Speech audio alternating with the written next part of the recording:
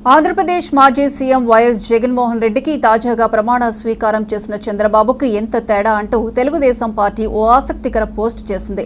TDP అధినేత చంద్రబాబుకు పేరొస్తుందని, YS Jagan తన హయాంలో పేదలకు తక్కువ ఖర్చుతో అన్నం పెట్టే అన్నా క్యాంటీన్లను రద్దు చేసి పేదల కడుపు కొట్టాడని పేర్కొంది. కానీ చంద్రబాబు మాత్రం ప్రజాధనం వృధా అవ్వకూడదని భావించి మాజీ సీఎం జగన్ బొమ్మ ఉన్న స్కూల్ పిల్లల కిట్స్ ను విద్యార్థులకు అలాగే పంపిణీ చేయాలని ఆదేశించారు.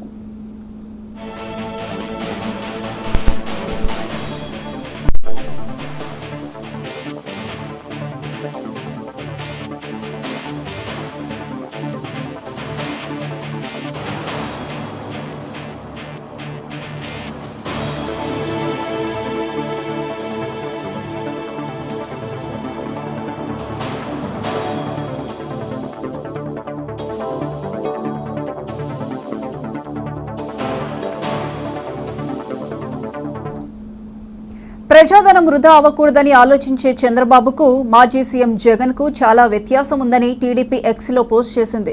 తన పాలనలో కక్ష సాధింపు చర్యలు ఉండవని, పగ ప్రతీకారాలకు తావు లేదని, తుగ్లక్ నిర్ణయాలు అసలే ఉండవని చంద్రబాబు చెప్పారు.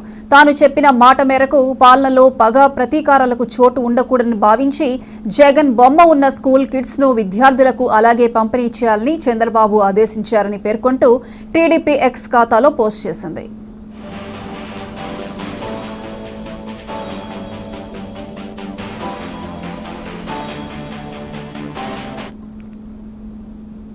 విద్యాసంస్థల బస్సులపై జగిత్యాల జిల్లా వ్యాప్తంగా రవాణా శాఖ అధికారులు తనిఖీలు చేపట్టారు.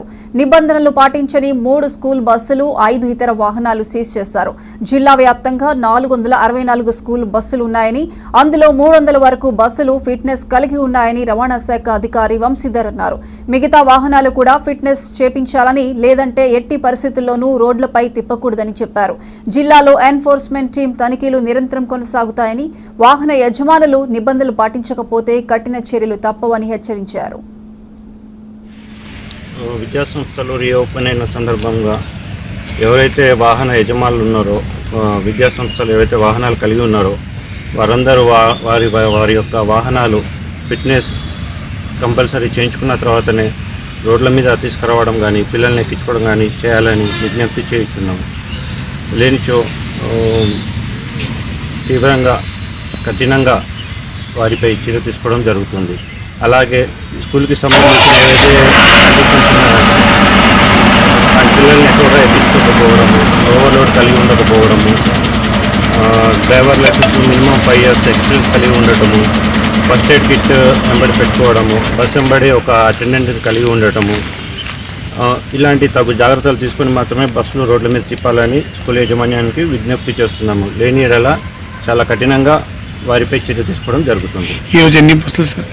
ఈరోజు దగ్గర ఒక 3 స్కూల్ వెహికల్స్ సీజ్ చేయడం జరిగింది. మొత్తం ఎన్ఫోర్స్మెంట్లో ఈరోజు దగ్గరగా ఒక 8-9 వెహికల్స్ సీజ్ చేయడం జరిగింది. ఈ చెకింగ్ అనేది, ఎన్ఫోర్స్మెంట్ అనేది నిరంతరము జరుగుతూ ఉంటుంది. సో స్కూల్ యాజమాన్యాలు ఎక్కువగా వీటిపై దృష్టి ఉంచేసుకొని వాళ్ళ డ్రైవర్ బిహేవియర్ కానీ, వెహికల్స్